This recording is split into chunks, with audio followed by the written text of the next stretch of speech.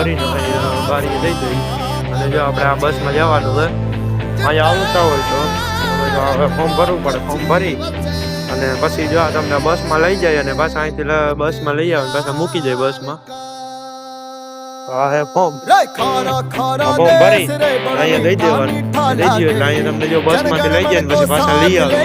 મિત્રો જો આપણે આ ટિકિટ મળી ગઈ છે બસમાં જવાનું છે જોઈ લે ટિકિટ આપણે બેની આવી ગઈ